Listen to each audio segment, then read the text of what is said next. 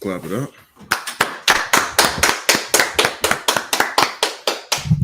Shalom, DC. We're the Israelite School of Universal Practical Knowledge, started at 1 West 125th Street, Harlem, New York, under Commandant General Yahanna. Since 1969, we've been teaching the truth of the Bible, and the truth is that the so-called blacks, Hispanics, and Native American Indians are the true Jews, and that our oppressor is a devil that the Bible speaks of. We're not affiliated with any other Christian organization or a Hebrew Israelite group. 1 West stands alone. What we're going to get into tonight, we're going to get into the care, the duty, the responsibility of a right that a righteous woman has to her people, has to her nation, and is going to see exactly where we stand as a whole. I'm not just talking about the sisters in here in the school, because the sisters here in the school are much like the sister here that we're about to read about, but as a whole in society, the whole of so-called Blacks, Hispanics, and Native American women in society today are really not like the sisters of old, the sisters that were married to the brothers of the Bible, that were a part of the nation that the Most High wanted us to be, or still wants us to be. Why? Because we've bowed ourselves and we've humbled ourselves to our oppressor. We've humbled ourselves to our oppressor, and he's degraded us, and he's debased us. We debased ourselves when we're supposed to be separated and put on high, separated from all other people unto the Most High. We're supposed to be above everybody. We're supposed to be the epitome of everything that is righteous. You know what I'm saying? We're supposed to be powerful. We're supposed to be mighty. We're supposed to be beautiful. And we are, but not even to the extent of our full potential. And our full potential is only unlocked when we're actually obeying the Most High's law, statutes, and commandments. And honestly, the things that we do really discuss, the Most High. The way that our men allow our sisters to be discuss the Most High. Look what's going on in the world today, and at least in this country. The whore that sits on many waters. You know what I'm saying? It was a big battle the last couple of months about abortion. First it was illegal, then it was made illegal, then it came back to be legal again, and then now it's illegal. So these people don't even know what in the hell they want. When the laws of the Most High was written, was spoken, and that was it. There was no change of it. Yesterday's laws is today's laws, according to the Most High. There is no change in the way the Most High operates. Christians love to say, I remember when I was growing up in the Christian church, they used to love saying, God is the same yesterday, today, and forever, but then have the nerve to say you can go ahead and eat pork. You can go ahead and have that shrimp boil. You know what I'm saying? You can go ahead and sleep with that other man's wife because she don't want him no more because he ain't got a job. Like, you serious? Where are we getting this? Where are we getting this nonsense, this garbage from? I'll tell you where we're getting this garbage from. We're getting this garbage from our oppressor, who knows that if we disobey the Most High God, we will stay at the bottom. We will stay in the barrios, in the favelas, in the reservations, in the ghettos. We will stay as a cleaning help, as a help. We will stay in the nursing homes, nursing and attending to their elderly. We will stay at the bottom. We will stay in the bottom of jail cells and not putting people in jail, according to the Most High's law, statutes, and the commandments. Our oppressor, not just our oppressor, all these oppressors, every single person, people that is not black, so-called Black, Hispanic, and Native American, understand that if we continue to eat pork, if we continue to pop whores, if we continue to kill our brothers and sisters and sell our brothers and sisters poison, amongst a whole ton of other things, that we will continue to be on the bottom. We will never have a so-called seat at the table. when in actuality, we were supposed to be the quote unquote table. We were supposed to be the hand that feeds everybody on this earth. They're supposed to come to us for everything. But you look at the state of our people, both men and women. I'm talking about so-called Blacks, Hispanics, and Native Americans. You look at the state of us right now, and we're gonna read on the story of how righteous a sister was who is more militant, dare I say. This sister is more militant than many of the Jakes in the world today. Many of the so-called, blackity black hotep Negroes out there. Many of the what do you call them? The new Black Panther Party and whatever.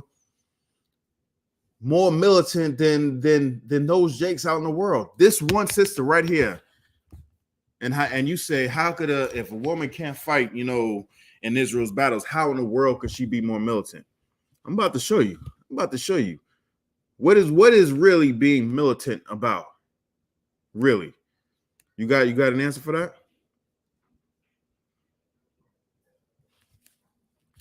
What is really being militant?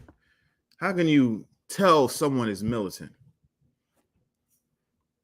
By seeing them having discipline. Give me a little more. Being able to follow orders. That's exactly what I'm talking about. You go to a brother in the world and tell him to do something. He'll be like, I ain't doing that nonsense. I ain't doing that. You can't tell me what to do. You ain't the boss. And even if they are the boss, you can be like, yeah, I'll do that, and then they go and do something else. No discipline, no militancy in them whatsoever. This sister is more militant than many of the Jakes out here in the world. Dare I say all the Jakes out there in the world? Because the reason here's the reason why. Here's one of the reasons why, unfortunately, when Christ comes back, 2/3 of our people have to be put to death. Unfortunately, Lord allowed that won't happen, because I want all my brothers and sisters to be on the right hand of God. You know what I'm saying? But here's one of the major reasons why, because they refuse to follow an order. They refuse to put down that pork sandwich, that shrimp boil.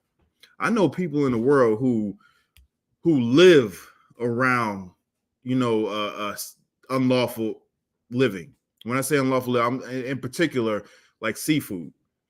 Like they'll give up all the other the lusts that they have, but they cannot give up them crabs.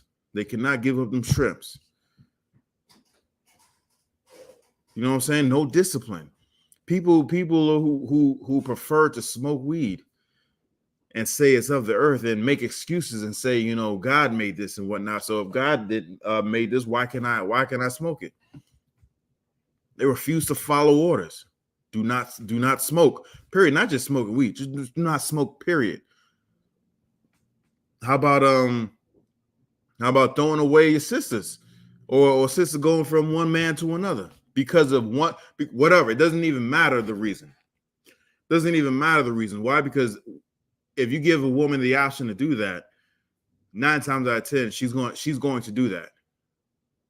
If you give a brother the option to do that, even though the scripture says you're allowed to have more than one woman, he will still find a way to throw away the one he's having issues with.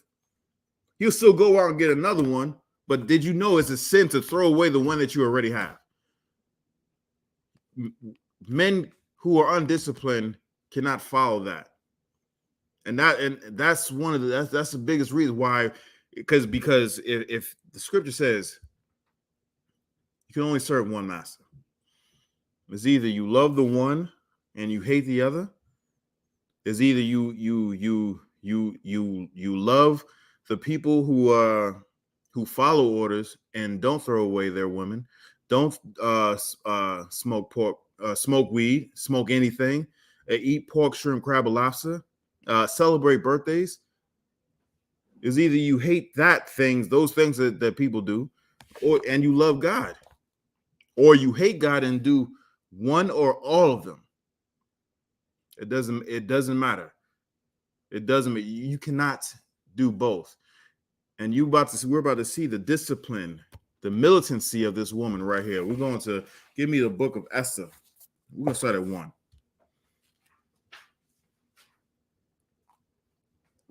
No, Esther. Yeah.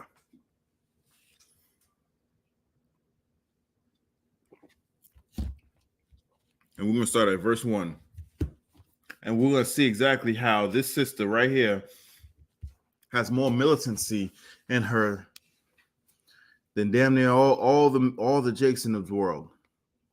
Damn near all the Jasons were all the so-called Blacks, Hispanics, and Native American Indian men who are not up in the I.S.U.P.K. And how can I make that claim? How can I make that bold claim? Because the men in the I.S.U.P.K. submit to orders. They follow order. They submit to a man who is better than them. I submitted myself to a man to men who's better than me. And they told me what to do and how to do it and when to do it and why to do it. And that's made me a better priest and officer. My man right here, Officer Pagaibawa, has submitted to men that was better than him, who gave him instruction on how to be a better man. If he did not follow those instructions, he would not be here right now. Right. He can tell you himself. If I didn't follow those instructions, I would not be here right now. And I'm not just saying sitting here on in this seat. I'm saying I would most likely I wouldn't be on this earth. Absolutely. Do you understand? There's a reason why you must submit to a man that's better than you. To follow orders. Why? Because we don't know a goddamn thing. We don't know nothing. And we have to be taught and learn to do things all over again. I know there was I've seen stories of how people were injured, have gotten a serious brain injury, and they had to learn to do everything all over again. They had to learn to talk. They had to learn to walk, had to learn how to eat properly. You know what I'm saying? They had, bags hooked up to them. They had to learn how to go to the bathroom all over again.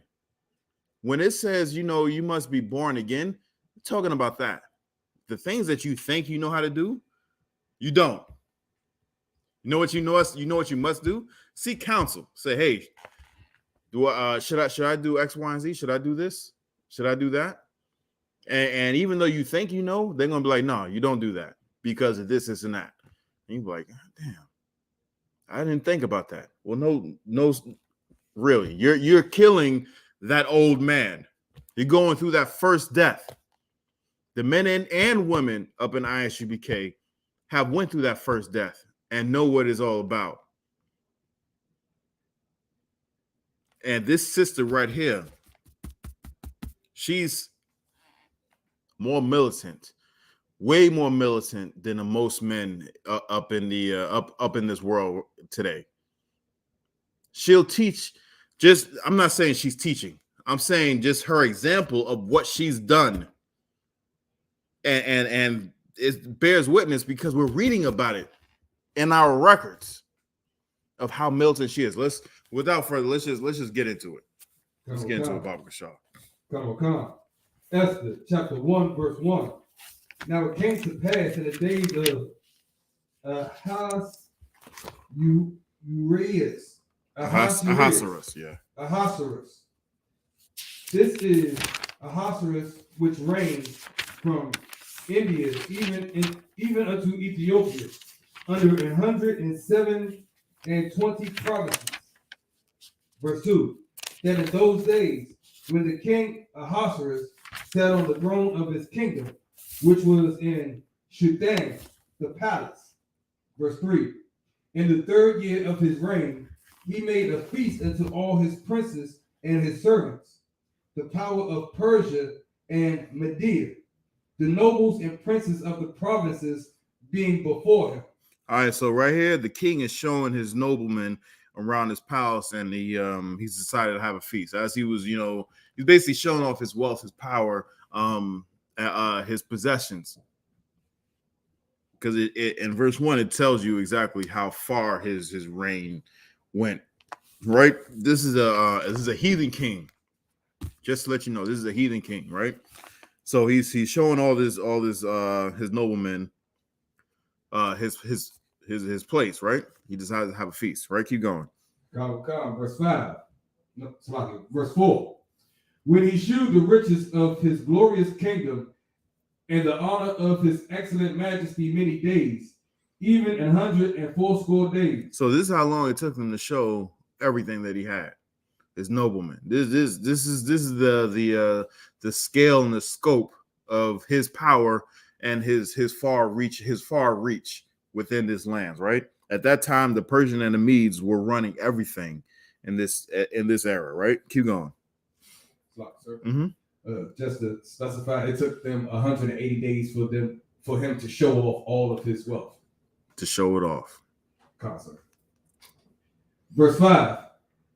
And when these days were expired, the king made a feast unto all the people that were present in Shittim, the palace, both unto great and small, 7 days in the court of the garden of the king's palace. So after he showed everybody this stuff, what was it, 104 score? So that's 180 days. That's 6 months. It took him 6 months to show him everything. I mean, this goes back in a time where, you know, it took you days and days to go from one city to another. You know what I'm saying? And if he's going in, if he's showing this stuff, I don't like, if you look at the president, how the way the president of the United States moves, when he visits other countries, or even he visits places within the country, there's like a not a caravan. It's like, let me put it this way. It's in the US, it's smaller, but once he goes overseas, it's much larger. So there's where he stays in the States. Well, I know overseas. When he goes overseas, there's like a 3-block radius. 3-block, and it's a certain distance.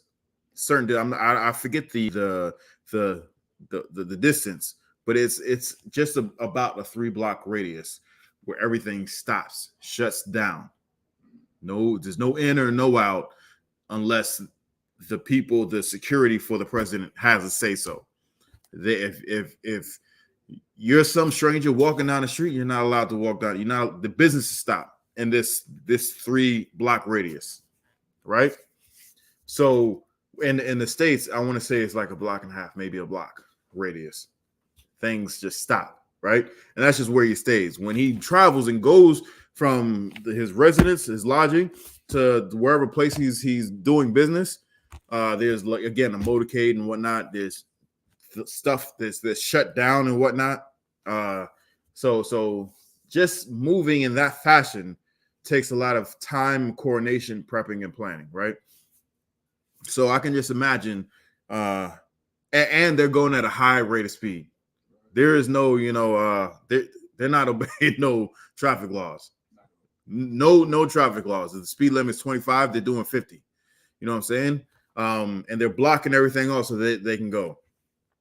These times, just the amount of people that travel with the king, you know what I'm saying, and all his amenities, because he's not lowering his standards when he's traveling out to these different parts of his kingdom. Those standards are still going to remain high. So he's going to be ultimately comfortable. He's going to be ultimately, pampered and prepared. So just traveling from city to city, just showing off his riches and whatnot, it's going to take a large amount of time. So in this case, it took 6 months. Once it was at the end of this 6 months, they had decided to have a 7-day party.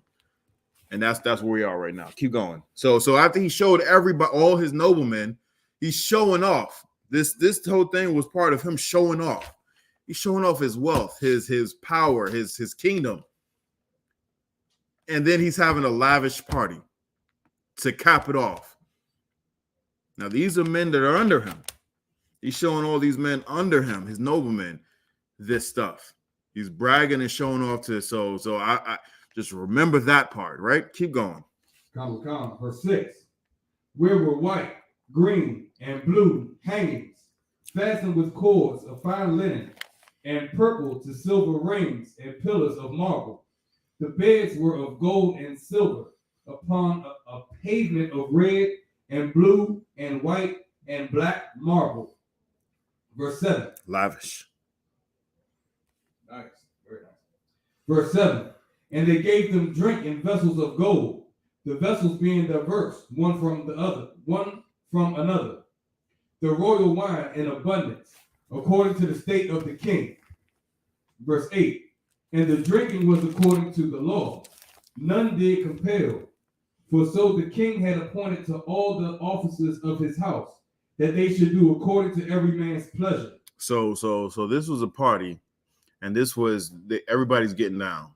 Everybody in this arena right here who was invited to this party had everything that they wanted. Had everything that they wanted. Think of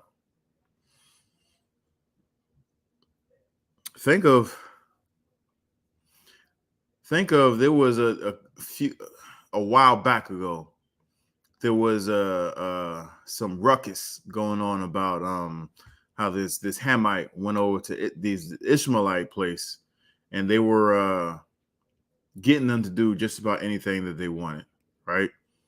Including some ultimate disgusting. Now, I don't want to say they paid these women to like sleep with the dog, something like that, and eat crap and whatnot. Why? Because they wanted to debase anything around, anything and everything around them, right? And they would do it because these women were poor. So I remember even seeing one of these Hamites say, "Hey, what's it to you? I did it. I got the money. It has nothing to do with you." And she was like bragging about it. Like these disgusting, nasty Hamites, man. These disgusting, nasty Ishmaelites who was paying them to do this crap. But think of a place where it's opulence and no one can say no. That's what this place was, right here. Right, keep going. Come. Verse 9. Also Vashti, the queen, made a feast for the women in the royal house, which belonged to King Ahasuerus. Right. All right. So the queen made a feast for all the women that was in the palace, right? So the king made his own party, the queen made her own party, right? Keep going. Verse 10. On the seventh day, when the heart of the king was merry with wine, he commanded Mehuman, Biztha, Harbonah, Bigtha, and Abagtha, Zadar, and Carcass, the 7 chamberlains that served in the presence of Ahasuerus the king. Right, keep going. Verse 11, to bring Vashti the queen before the king with the crown royal. All right, keep going. To shew the people and the princes her beauty, for she was fair to look on. All right, so at this point in time, everybody was partying, having a good time. It was the 7th day, the last day of the party, and he was like, you know what? Let me show you my crown jewel, my woman. I want to show her off because she's beautiful, she's fair to look upon, and he ordered all these chamberlains, all these people to go and get her, to fetch her. He commanded them to command her to, hey, in the name of the king, come on over here, right? He's talking to the queen. Now, at any point in time, if a king tells you to do something, you do it. There is no ifs, ands, or buts about it. There's no half stepping about it or anything like that. You do it. So he commanded these people to go and get her, right? And this is at the end of him showing off his kingdom. At the end of him partying about the showing off of his kingdom. Keep going. God will come. Verse 12. But the queen Vashti refused to come at the king's commandment by his chamberlains. So she said, man, please, I'm partying over here. I ain't going not near a place. That kind of sounds like, how our women are right now. And our women are taking after heathen customs and cultures and attitudes, when really our women really are not like that. Really are not like that. Now, this is the king talking. It took 6 months for him to show off his whole kingdom. 6 months. That's how vast his kingdom was at the time. And he tells his woman to leave her party and come over to where the men are. And this dirty scallywag on tell him no. Keep going. Mm-hmm. He was also showing off his wealth because it takes a lot to pay for a week-long party. Exactly. If anybody's had a party at the crib, that stuff ain't cheap. That stuff ain't cheap. And it said the royal wine was flowing. The royal wine was flowing. Everybody was partying, getting down. Top shelf. Yeah, exactly. Ain't none of that stuff that burns on the way down. Some good stuff here, right? Keep going. Come. Therefore was the king very wroth, and his anger burned in him. This dude was pissed off. Like, are you going to embarrass me in front of all these people? Again, he's showing the people up under him his wealth, his power. And his woman had the nerve to disobey him in front of everybody, in front of essentially the whole kingdom. She's lucky she didn't lose her head. She didn't lose her head. She's lucky she didn't there. She's very lucky, very fortunate that she didn't lose her head. And you know what? At the end of this story, she might have wished that she lost her head because she wouldn't have to see what's coming up next. Let's see what's coming up next. Keep going. Come. Verse 13. Then the king said to the wise men. It's like, hold up. Before you continue on, just know all these people that we're reading about right up to now are heathens. None of these people are our people. None of them. So everybody in this story that's so far right now, everything that we read before this is are heathens, right? Keep going. Come. Verse 13. Then the king said to the wise men, which knew the times, for so was the king's manner towards all that knew law and judgment. Right? So they knew what was going to happen, right? Keep going. Come. Verse 14. And the next unto him was Karshanah, Shethar, Admatah, Tarshish, Meres, Marsanah, and Mamukan, the 7 princes of Persia and Media, which saw the king's face, and which sat the first in the kingdom. Verse 15. What shall we do unto the queen Vashti according to law? Because she has not performed the commandment of the king Ahasuerus by the chamberlains. So it's saying, what's going to be a punishment because you gave her an order and she did not follow that order. So what you going to do? What you going to do? Huh? What you going to do? And that's something powerful right there because if you're in position of giving orders and there's men under you who see you that you've given orders and the people you gave orders to did not cooperate with those orders or comply with those orders, they're gonna look at you like what you gonna do now? They're gonna in other words, they're testing this dude. They're testing him like, hey, you can command men, but you can't command your woman. The law says something according to them, their law. The law says if you do not obey, the commandment of a king, there's certain punishments that must be meted out. What you gonna do? Right? Keep going.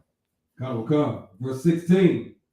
And Memucan answered before the king and the princes, Vashti, the queen, has not done wrong to the king only, but also to all the princes. So he said he didn't disrespect you. She disrespected us. She just disrespected all of us. I'm offended. I'm offended. How dare you? Right? Come on, keep going. Come. And to all the people that are in the provinces of the king Ahasuerus. Verse 17. For this deed of the queen shall come abroad unto all women. So what does that mean? That means since the queen disobeyed the king, then that action, that mentality would spread to the other women, so the other women would have the mindset to disrespect their husbands or the king himself. Exactly. Exactly. And this cannot go. This cannot go. Why? This is the start of hot girl summer. This is the start of FNF. You know what that, if you know what that means, right? If you know, you know. This is the start of that. So these men are wise in the sense of we let this slide, we're gonna be dealing with what so-called Black, Hispanic, and Native Americans are dealing with in the year 2022. You know what I'm saying? Right. We're gonna be dealing with BMs. We're gonna be dealing with baby mamas. We're gonna be dealing with abortions. We're gonna be dealing with child support. We're gonna be dealing with BM's new boo. You know what I'm saying? Who's possibly molesting your kids, all because we didn't check this correction, this disrespect right here at the bud, nip it in the bud. Do you see how so much evils can be spread out by one simple action? One simple action. They were smart enough to know, hey man, this cannot stand. She must be punished. She must be punished. You got something? Yeah, the concept. I was just thinking, like cowardice and courage can be, contagious. Contagious, yes. Disrespect can be contagious too. Exactly. You're right. And there's a reason why, things that must be nipped in the bud, such as this open disrespect and rebellion, must be nipped in the bud. As soon as it rears its ugly head. As soon as it rears its ugly head. Now, again, this is heathen that's talking. This is heathens that are doing this. But it's describing us, our people, our women. And this and the sad part about it is that we were so high and looked at so great that we decided to look at other people as high and great. Now we're looking up to a lower base people, to people who know no respect, who knows no. I'm not even gonna say respect, because to respect something, you have to look back at them. You know what I'm saying? If to respect someone, you have to look back and look. That's exactly to what respect is. You have to look back and look at them. Why is a woman looking back at a man? Shouldn't be. So just that whole concept of respect, just throw that out the window. I'm talking about honor. These women don't honor their husbands. This woman did not honor her husband and her king. Not only her husband and her king, but the other nobles that are in the land.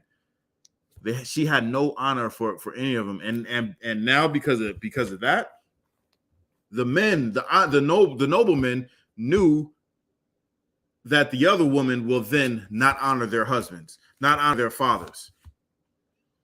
They knew that that would happen, just like it's happening to us today in this time. When even though this is heathens, you just look at our history. Our history. We always wanted to be like the heathen. We wanted a king like the heathen. We wanted to dress like the heathen. We wanted to indulge in our and sinful nature like the heathen.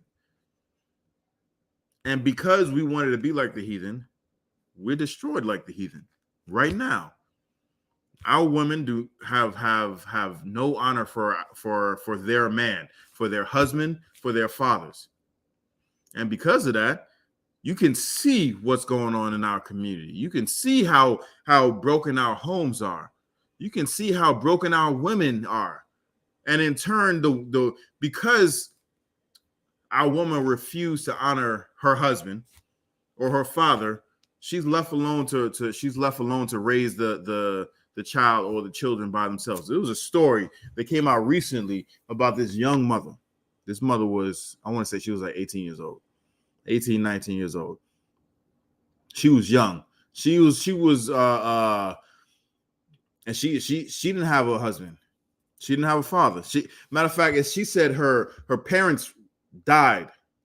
So she didn't have anybody to help her, and that's why she was in the situation. She didn't have anybody to help her. So when she went to work, she relied on a friend. You know what I'm talking about. She relied on a friend, and her friend was hot in the pants as well, and was not militant in her upbringing.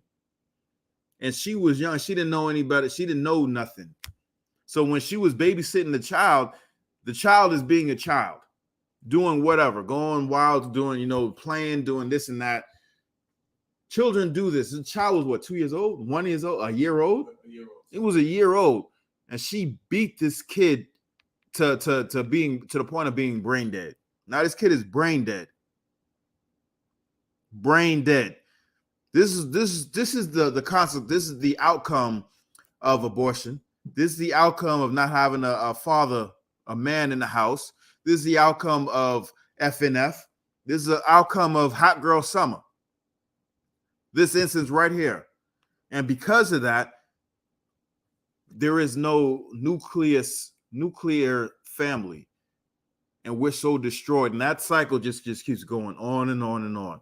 Well, thanks to Commander General Yahanna, that cycle is being broken every single day. Commander General Yahanna didn't say we don't need a black man in the White House. We need a black man in every black house. And when he says that, he's talking about Black, Hispanic, and Native American Indian. We need our men in our homes so that there won't be no FNF. There won't be no Hot Girl Summer. There won't be no child molestation like this, like it's going rampant. There won't be no pride. What you proud of? What have you done? Your lifestyle is literally death. Literally death. You need us in order to keep your lifestyle going. When I say us, I'm talking about straight men and women. But I digress. We're talking about what this honorable woman has done, and what the wise men of this nation are looking to the king to do. Like, hey, what you gonna do? You had something before we move on? Yeah, Counselor, what you said was heavy earlier about respect. To look back, like back then. That's what she did. And these women are doing the same thing. They have the mentality that they're ahead of the man. That's why they don't respect to look back at the man. They don't have that respect for the man because they have the mentality that they're ahead or above the man. Because they're listening to you. You're absolutely right. They're listening to weak-minded men who's saying that they are God. Let's keep going. Come.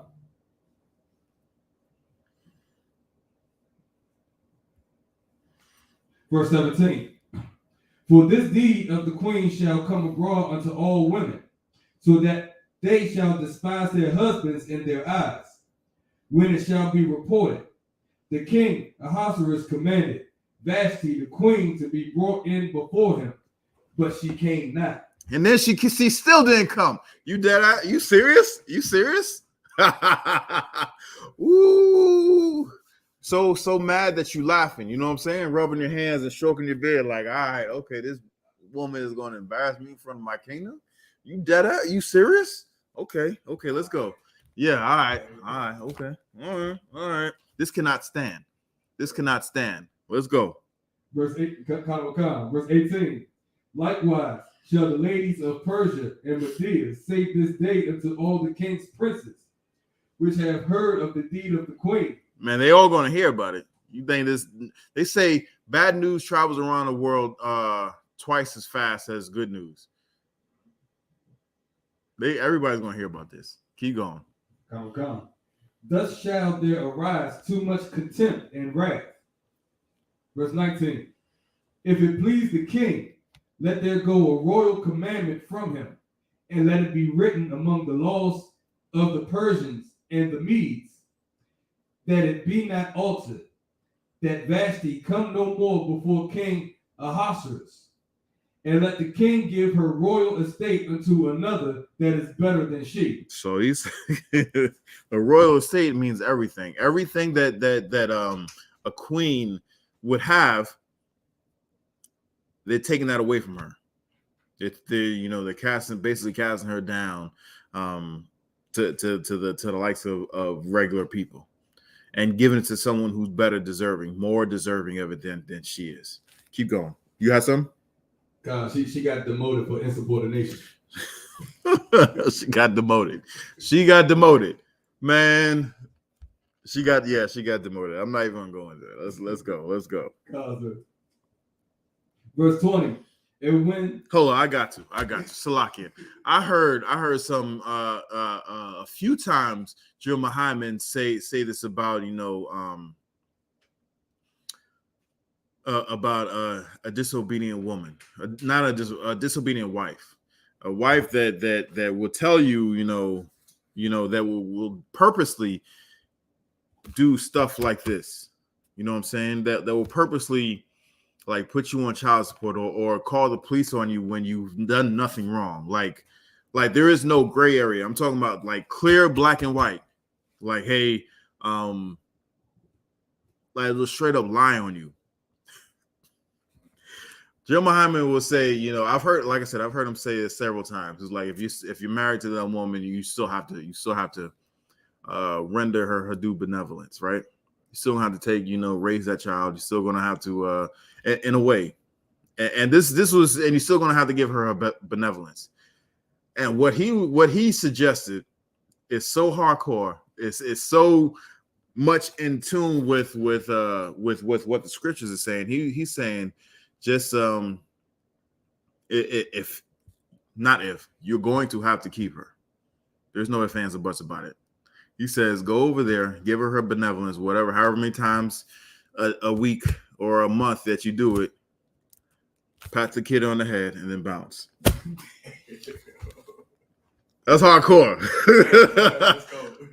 If she wants to be like that, go over there, do what you need to do, because that's according to the law. You need to give her benevolence, whatever, and then just be out. If she wants to put you on child support, pay the child support, and don't just that's it. Don't talk to the kid,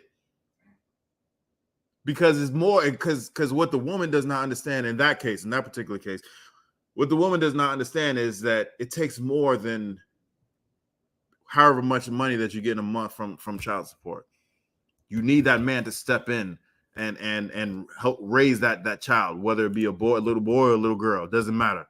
You're going to need that man to be there in that child's life. And if you do something as wicked as extort him, because that's exactly what child support is. You want to do something as wicked as extort him. Joe Muhammad says, pay that extortion, and that's it. Let that be it. You don't believe me? You can watch. You can ask Joe Muhammad tonight. Go on his guy and ask him. Ask him how he feels about that, and all of that. The counsel that he's given is according to the law. He's giving you're still rendering due benevolence. You're still acting according to the law.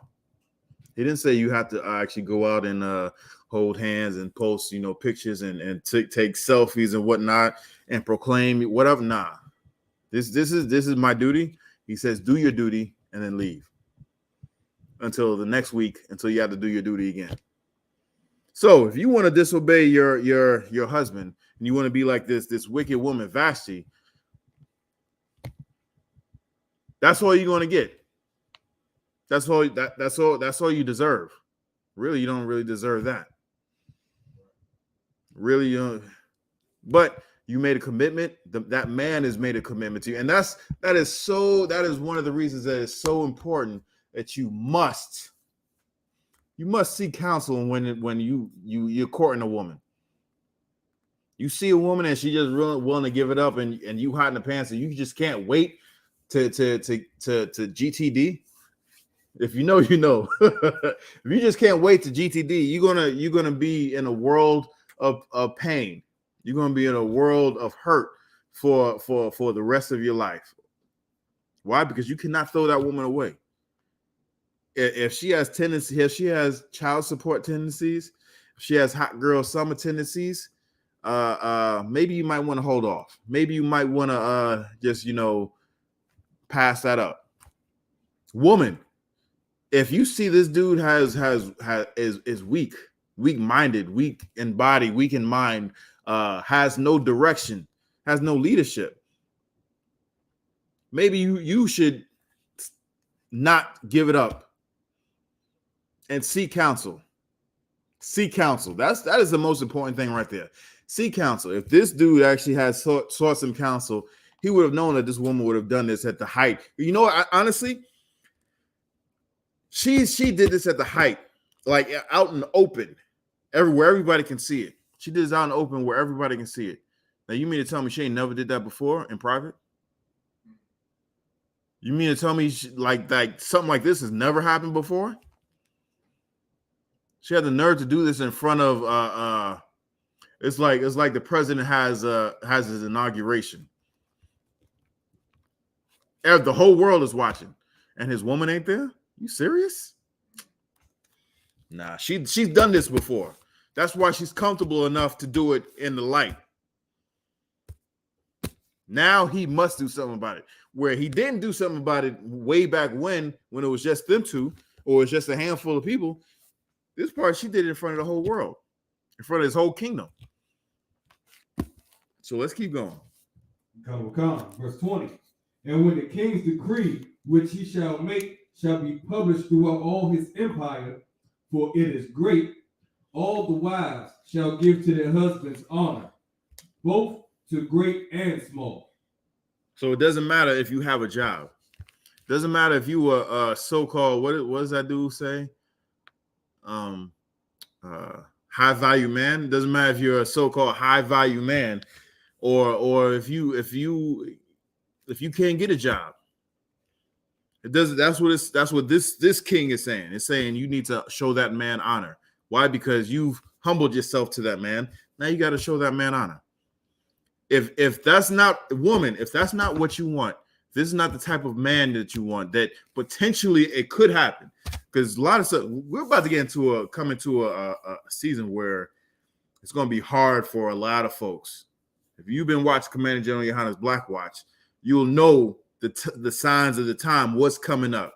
If you see that your man has a not even, I wouldn't say potential, but can be one of the many of us that's going to caught into that, they can be caught into this recession, these times of woe, and you don't like that, maybe before you were even married, maybe you should sit back and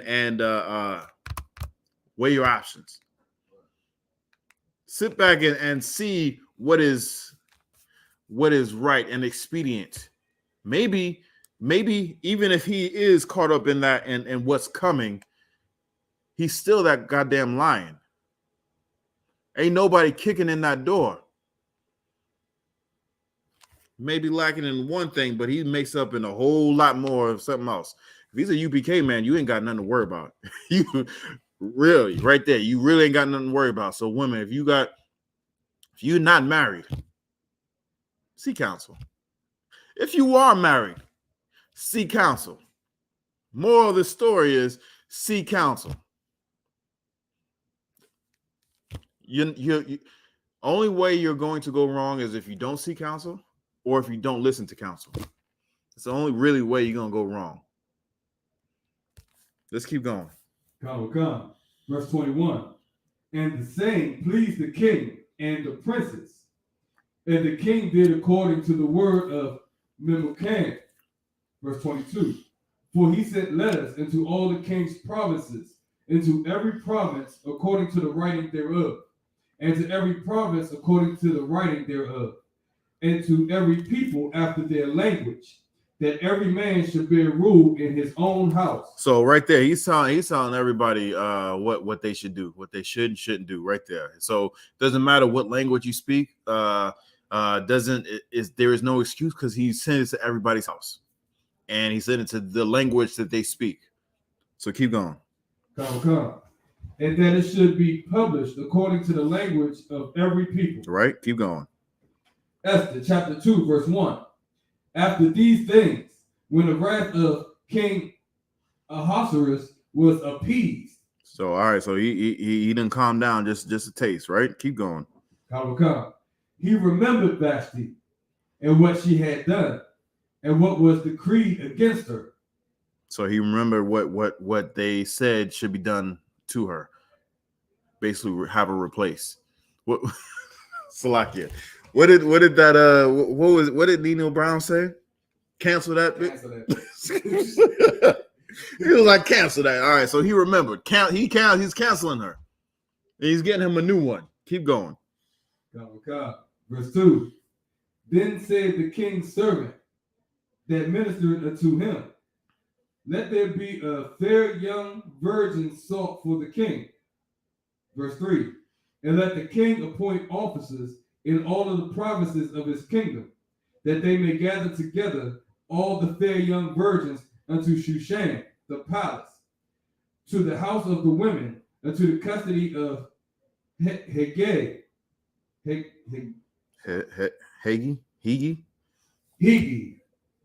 king's chamberlain, keeper of the women, and let their things for purification be given them. Right. All right. So he set out a decree to he went on. What is this? There was that show, the Bachelor, where they had a bunch of women vying for this one dude. So it's something similar to that. So he had people going out searching, scouring the land for the baddest broads in the land, and had them clean up, and then they're going to be presented to him. Right? Keep going. Verse 4. And let the maiden which pleaseth the king be queen instead of Vashti.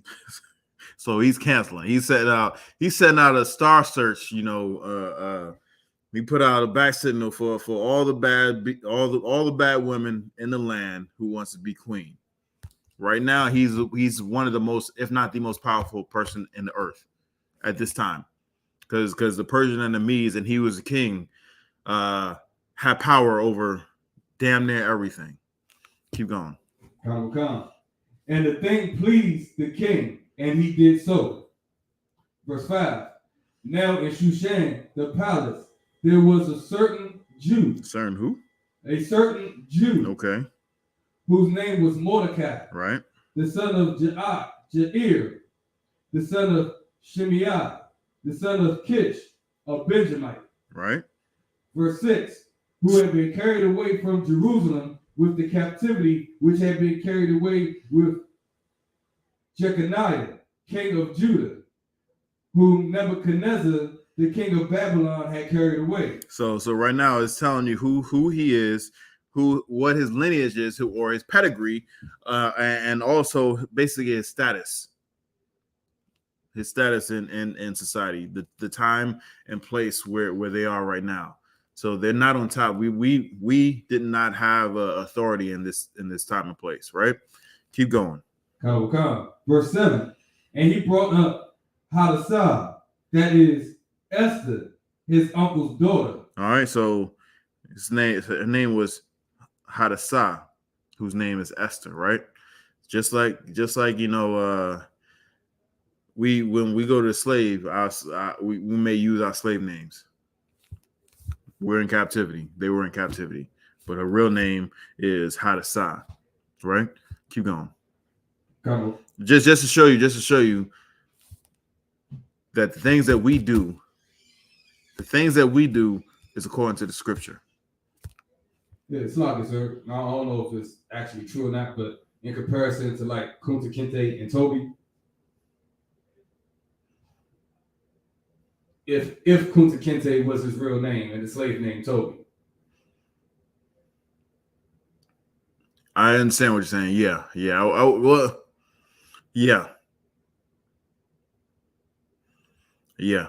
would be something similar to that. Yeah. Awesome.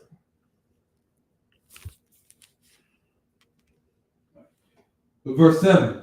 And he brought up Hadassah, that is Esther, his uncle's daughter, for she had neither father nor mother, and the maid was fair and beautiful. So right here is showing that his niece, his family member, he was caring for her. He was looking after her. He was her father figure because her parents because she didn't have any parents.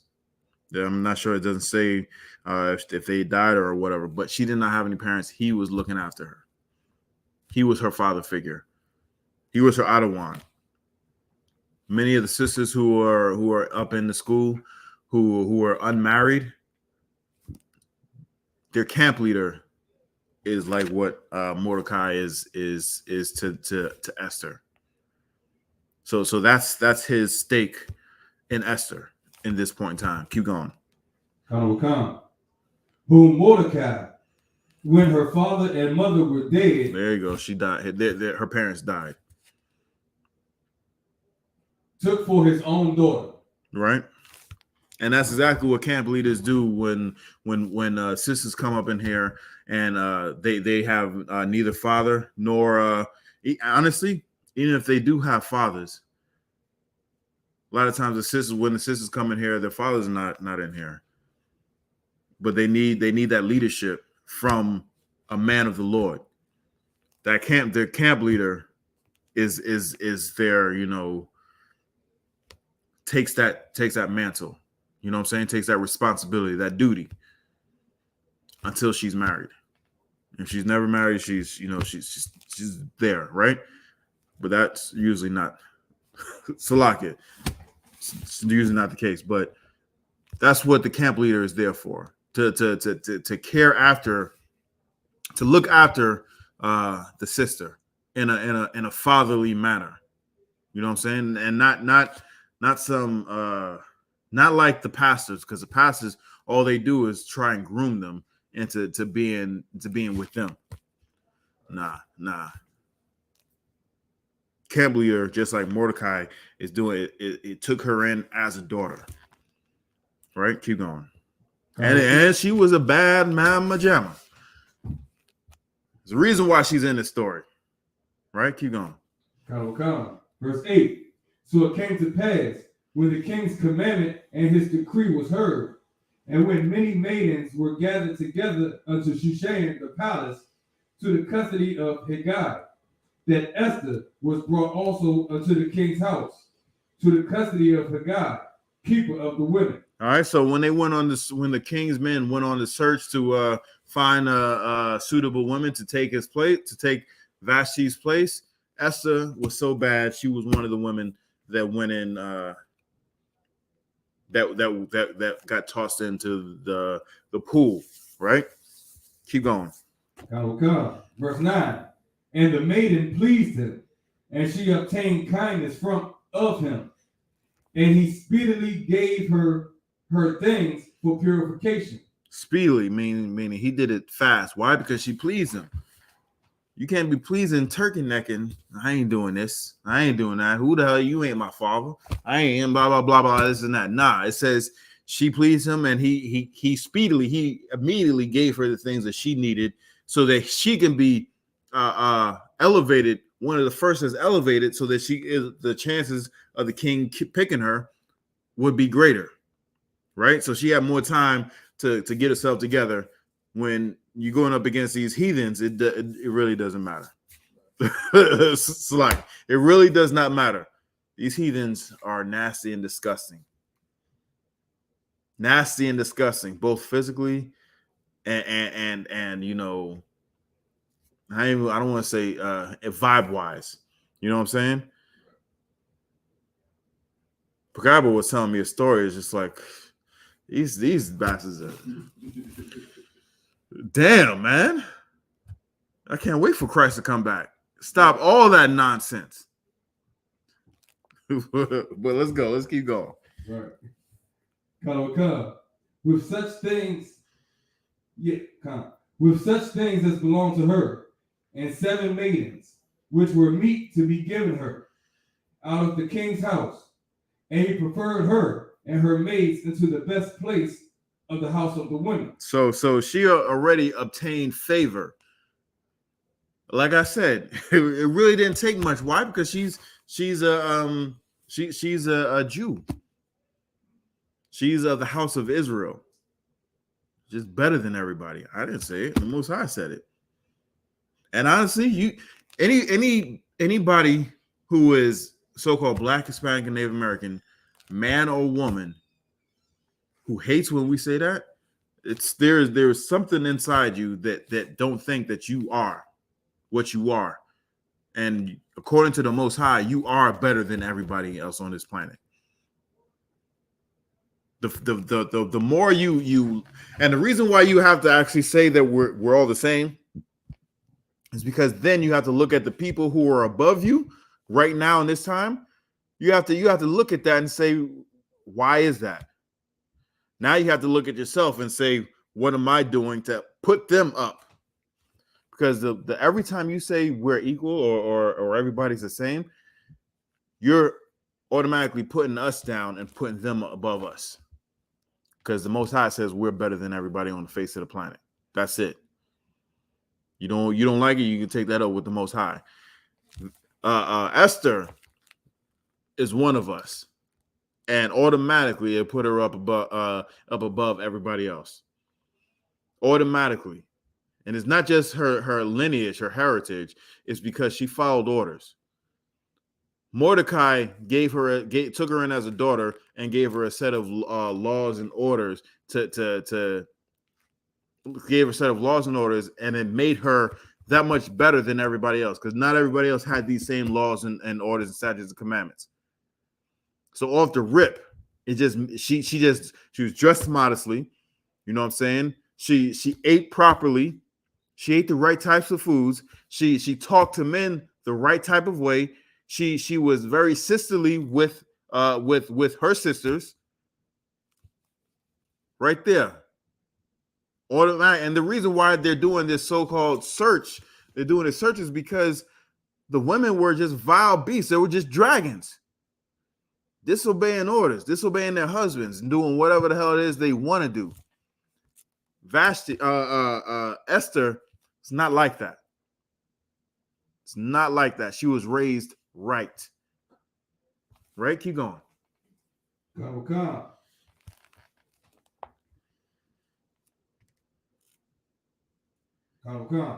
And he preferred her and her maids into the best place in the house of the women. Verse 10. Esther had not shewed her people nor her kindred. So what does that mean? Wait, yeah, what does that mean? She did not let anybody know her lineage, who she descends from. Exactly. Keep going. Come. For Mordecai had charged her that she should not shew it. Right. Verse 11. And so she followed orders. Right there, she's following orders. More militant than most men, most of our men out here. Keep going. Come.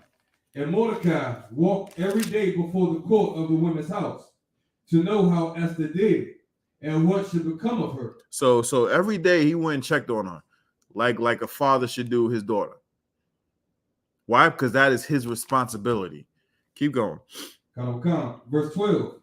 Now when every maid's turn was come to go into the king Ahasuerus, after that she had been 12 months, according to the manner of the women, for so were the days of the purifications accomplished, to wit, 6 months with oil of myrrh, and 6 months with sweet odors, and with other things for the purifying of the women. So what does that mean? What does that mean? That means she had, it took the purification, part of the purification process was to oil her skin with myrrh, with oils of myrrh, oil her skin for 6 months, so it was just soft, and then put some of the sweet odors and some other things of the purification that made her just soft and just sweet smelling. You understand this? Do you understand? you know what I'm saying? Yeah, exactly. Let that come back. A whole year.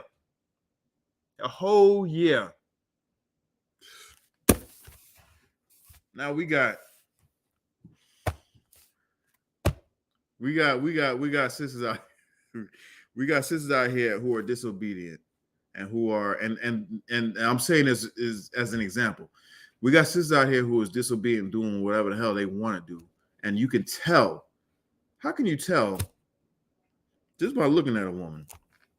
For the most part, I'm not saying it's for everybody, but for the most part, some sisters can hide it well. Some sisters just can't. How can you tell that a sister is just a dragon? According to the scripture, according to I'm not saying this something right here, but according to a precept, how can you tell? The unmodest dress. Women need to be dressed modestly, and they're not. I get that, but no.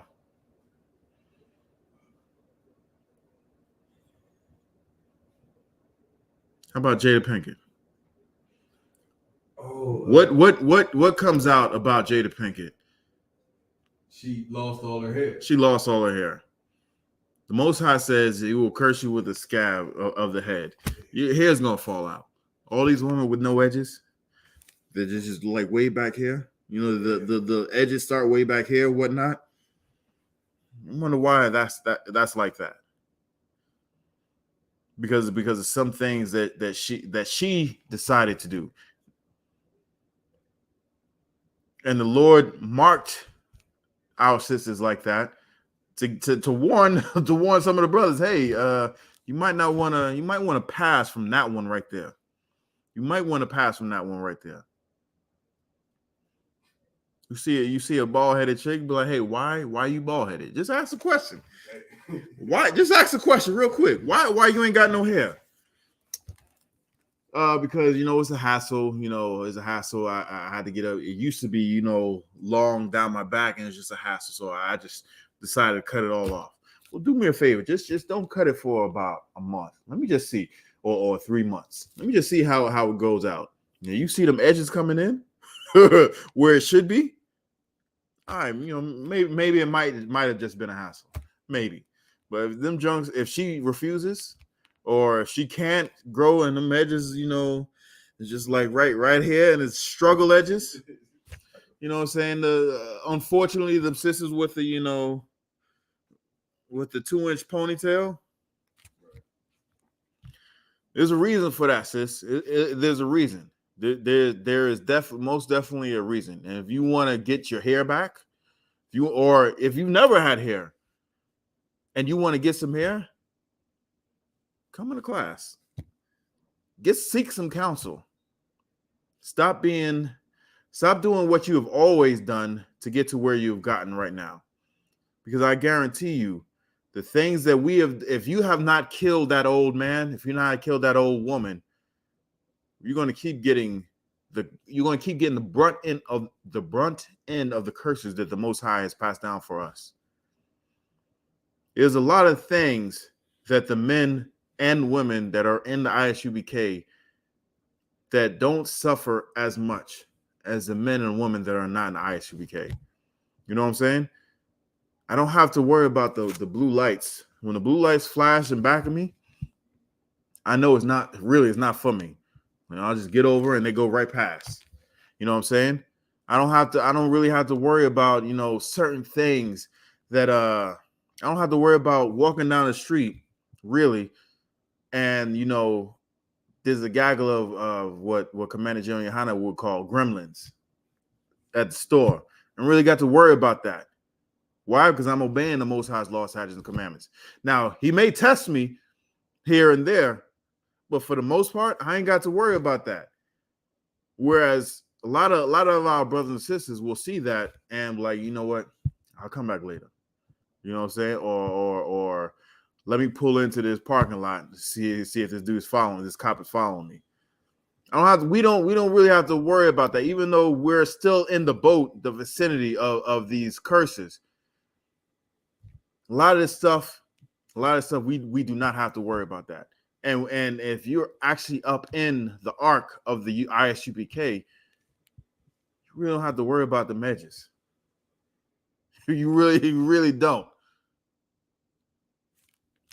But if you don't believe me, just keep doing what you're doing. Keep struggling with the edges. Men, if you see them edges is not right where they should be, Ask some questions first. Don't just totally write them off. Ask some questions. Seek some counsel from the Most High, from the men of the Most High, and then make your decisions accordingly. Right? Keep going. Verse 13. Then thus came every maiden unto the king. Whatsoever she desired was given her to go with her out of the house of the women unto the king's house. So they were pampered, right? Keep going. Verse 14. Man, I already know we ain't gonna finish this. We ain't gonna finish this. So let's just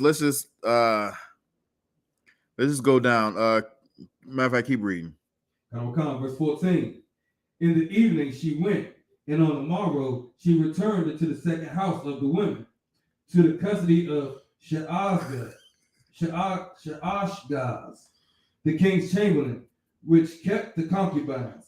She came in unto the king no more, except the king delighted in her, that she were called by name. See, look at that. She was so bad. She had some edges, amongst other things. You know what I'm saying? Being Israel, being a Benjamite, well, being Israel, I'm not even going to single out the different tribe. Being Israel, she was pleasing to the eye. I'll say that. She was very pleasing to the eye, so much so that the king remembered her name and called her by name. Like, hold up. Who is that right there? What's her name? That's okay. I remember that. And he called on her, even though it wasn't her time to be called upon. He called on her. I don't know how many other people got that privilege, but she definitely was one of them, if there was anyone else. Because being Israel, you have a tendency of forgetting, everybody else. We have a tendency if the men up in the I.S.U.P.K had no discipline, just like the brothers that are outside I.S.U.P.K, we be doing some crazy stuff when it comes to a woman. We don't forgot everything, all of our training, all of our common sense when it comes to a bad woman. But the men up here in I.S.U.P.K, that don't mean a goddamn thing. Really, it doesn't. Why? Because we understand peace. We understand peace. And once upon a time, we would go after them dragons. Not anymore. And men, if you brothers who are up in the school, just know that even if you've chosen, and I've heard also down in Texas, Houston, say this. Also Malakwa, I heard him say this, and this was so heavy. I had never thought about it this way. And he's most likely saying it because he was counseling a brother. Even if you're married to a dragon or about to get married to a dragon, and if you're married to a dragon, that's your responsibility, right? That is that man's responsibility. But if that man has any discipline, or if has any wisdom about him, he would know to get counsel. What does that mean? That means even if you're married to a dragon and you're seeking counsel, it's all of our problems now. It's all of our issues. Because your burdens are not just your burdens. If you can't find a job, that's we can't find a job. If you can't feed your family, we can't feed our family. We're helping each other out, building up this truth, building up this nation.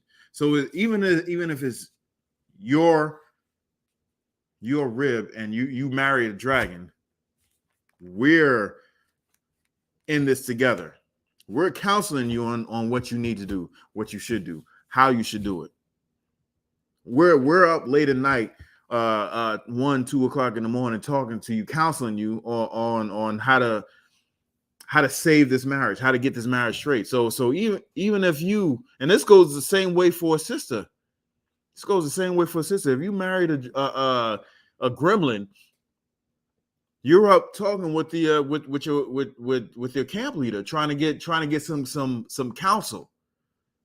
So in order to avoid all of that, what we need to do is choose more wisely. That's what we need to do. We need to choose more wisely so that part.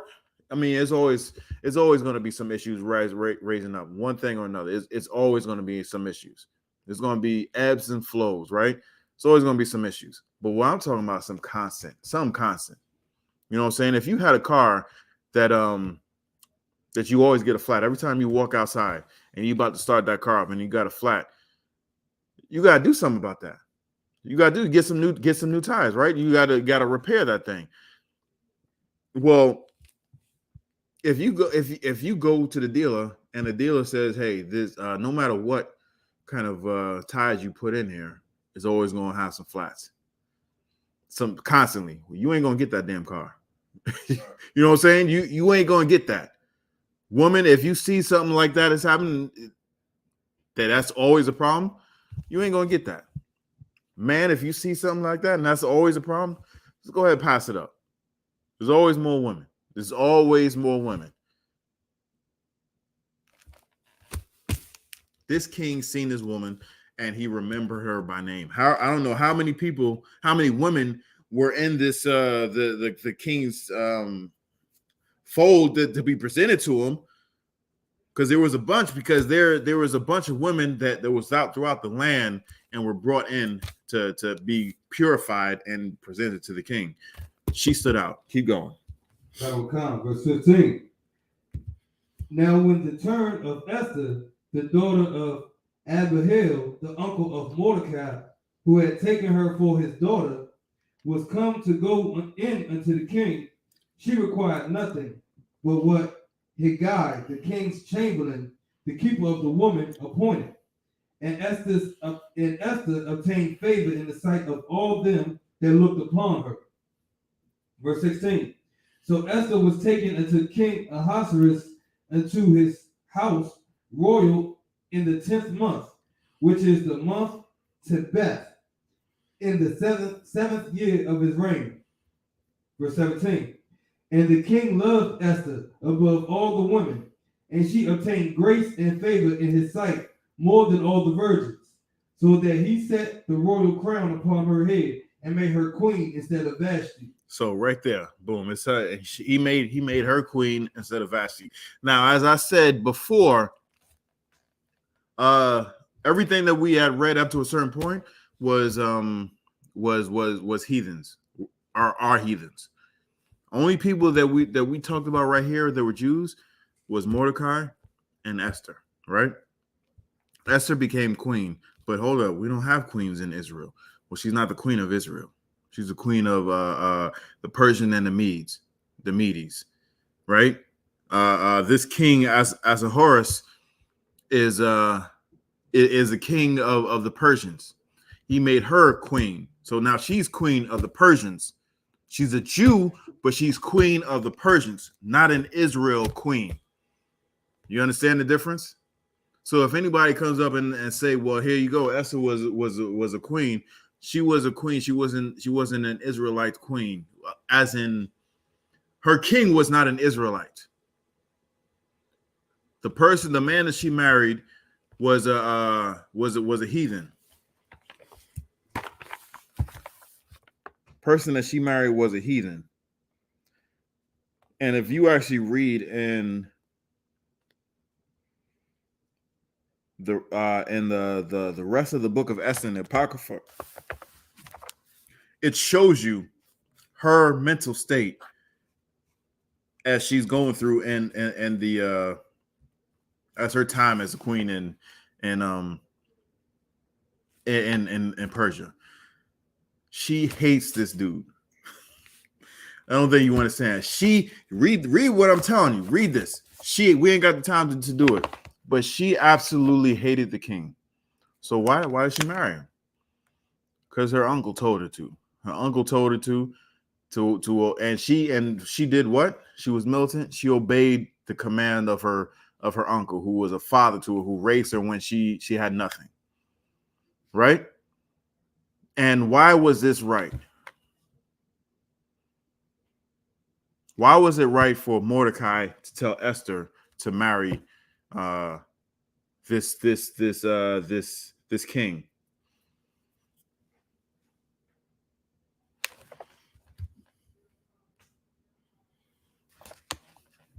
Because he didn't want her to grow old without. No. I don't know. All right, no sweat. You would probably have to know. Well, just off the top, because it's in the Bible. Even if you don't know the story, it's in the Bible. And because we're out of time, we're really out of time. I'm just going to go ahead and tell you the rest of the story. Just like Vashti, not Vashti, just like Esther shined in whatever it is that she was doing, she shined in her surroundings. So did Mordecai. Why? Because we are the best. We're above everybody. Mordecai was above everybody else. He was told to do something, not just him. Everybody that he slaved with, he was told to do something, and it was this devil, this devil that was like the foreman, that was like the boss, the middle manager. He seen that Mordecai didn't do whatever it is that everybody was supposed to do. He hated Mordecai for it, but because Mordecai was so valuable, he couldn't be done away with. You know what I'm saying? You can't get rid of that person that's doing everybody else's job. You know what I mean? Because if you get rid of that dude, now everybody has to do their job, and things just might fold. So he couldn't outright just get rid of him. And you can continue reading on in Esther to see exactly what I'm talking about. He devised a plan, and the plan got Mordecai arrested, right? And this dude sought to have all the Jews killed. He wanted to have all the Jews killed. Long story short, Mordecai got word to Esther, because Esther is the queen. The king loved Esther. He at the time, if you were not called by the king to come in front of the king, you were put to death. It's like, don't come and see me unless I call you, type of thing. No one is just some impromptu, just, hey, come up and talk to the king.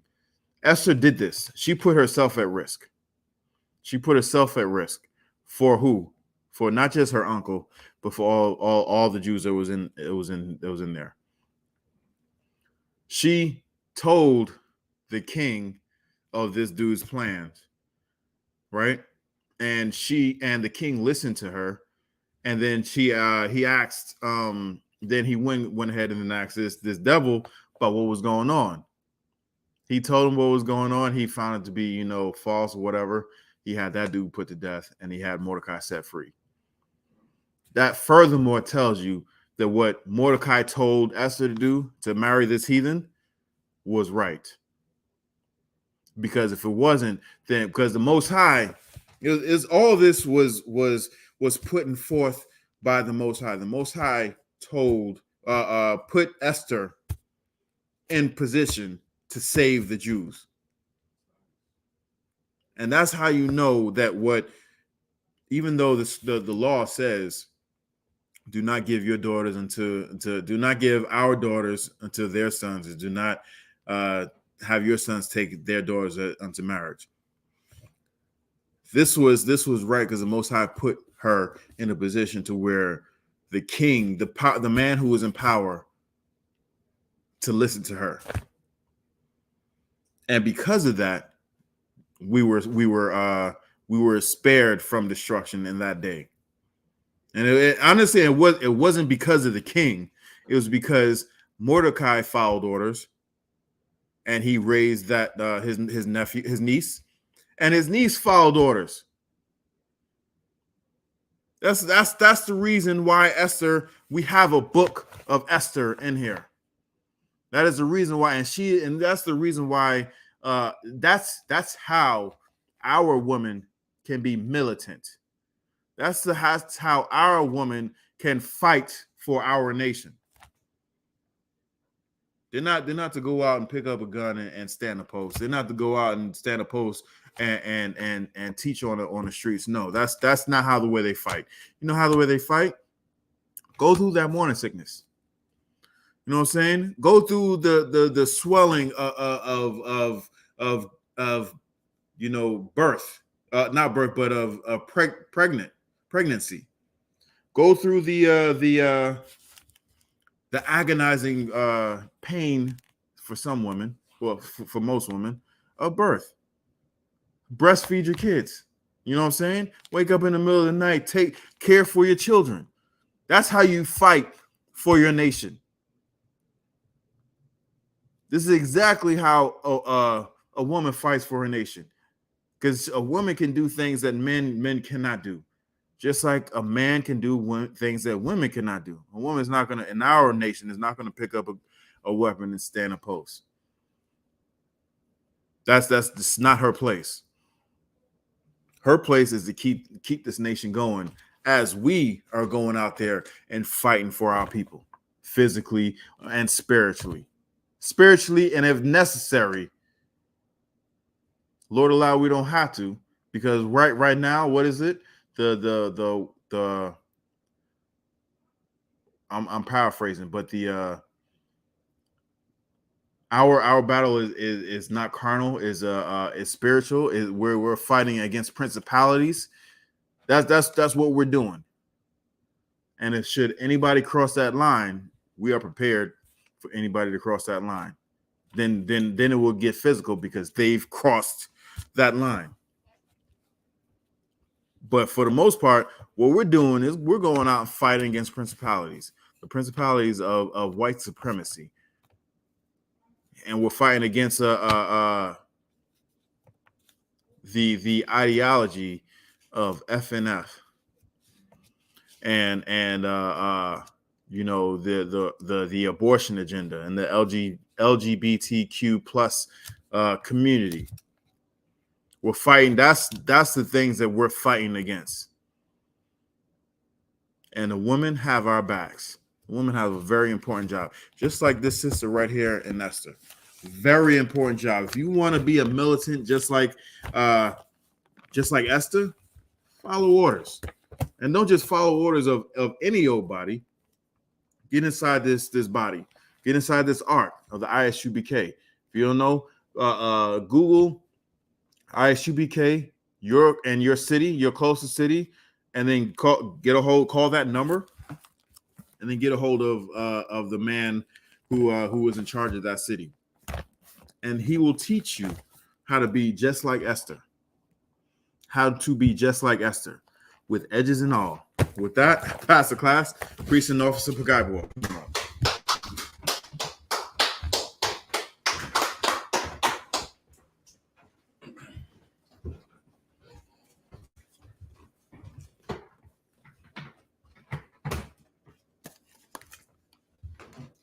I.S.U.P.K. security announcements. We are the I.S.U.P.K. out of 1 West 125th Street, Harlem, New York, under Commander General Yahanna. New rules for brothers and sisters. When a new brother or sister comes into the school, they are off limits for 6 months. They are to be saluted only. They are here to share themselves of the world. After 6 months, if a brother or sister has an interest in a particular person, he or she must get permission from the head to speak to a brother or sister. There is another 6 months in which a brother or sister will court each other. After this 6 month period, the brother or sister will get permission from the head to marry. Tithes, which is a commandment. You can find this in Numbers, chapter 18, verse 21, and Malachi, chapter 3, verse 8 through 10. It means 10th in Hebrew, and it's pronounced ma'ashra. 10% of every penny of any increase the Lord gives you, you give to the treasury department or teacher. Priest fund, free will offering for priests, not mandatory, whatsoever amount you would like to give. Upcoming holy convocation, the Feast of Tabernacles. The 15th day of the Memorial of the Blowing of Trumpets. The first day of the 7th month, September 25th, 2022. You can find this in the book of Leviticus, chapter 23, verses 24 and 25. Remind Akim and Akwathian to check on social media such as ISUPK.com, Facebook, Twitter, YouTube, and so on for ISUPK events and materials. If a brother wants to be a trooper in the school, he used to start wearing all black, which includes black boots, black shirts, black pants, black headband, or scarf. And with that, they say Imadim, which means to stand. Men of Israel, we'll give one courtesy salute to the teacher. Men of Israel, Imadim Shabbat, Imadim, Barak, Yahweh Hashem Yahweh Shah Barakatah, Yahweh Hashem Yahweh Shah Barakatah, Yahweh Matah, class dismissed.